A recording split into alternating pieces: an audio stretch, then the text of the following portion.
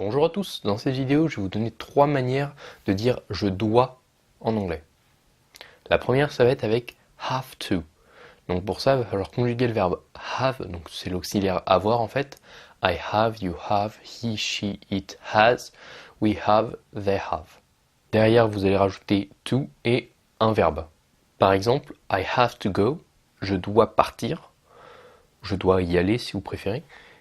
He has to eat, il doit manger. Là, vous avez vu, on a mis he has, donc c'est la conjugaison de l'auxiliaire être, avoir tout simplement, donc to have, c'est comme ça qu'il se conjugue. C'est tout le temps have à toutes les personnes, sauf à la troisième personne où ça va être has, he has, she has, it has, il, elle, a. La deuxième manière, c'est avec must. Must, faut savoir que c'est un modal, c'est-à-dire qu'en fait, c'est pas un verbe comme have, donc à la troisième personne, il ne va pas y avoir de S. Ça va être I must, you must, he must, she must, we must, etc., etc. Et donc pour reprendre l'exemple de tout à l'heure, on va dire I must go, je dois partir, je dois y aller. I must eat, je dois manger. He must eat, il doit manger. Ça va être tout le temps la même chose, c'est pas très compliqué, must.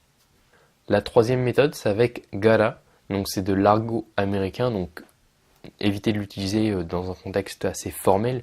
Vous pouvez l'utiliser en famille ou avec des amis, mais pas par exemple au travail. Donc il s'utilise un peu comme must.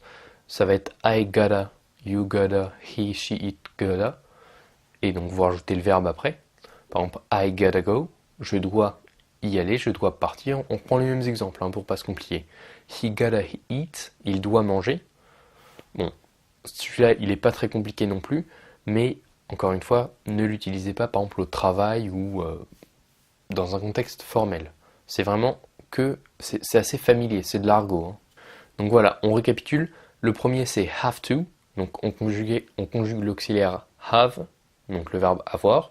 On rajoute to et le verbe après. Ensuite, la deuxième c'est avec must. Donc must c'est un modal donc qui s'accorde pas à la troisième personne, c'est pas he must, c'est juste he must. Et donc vous rajoutez le verbe après.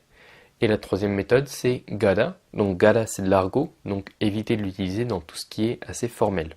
Donc voilà, si vous voulez progresser en anglais, je vous invite à cliquer sur le bouton qui s'affiche à ma droite ou sur le tout premier lien dans la description de la vidéo.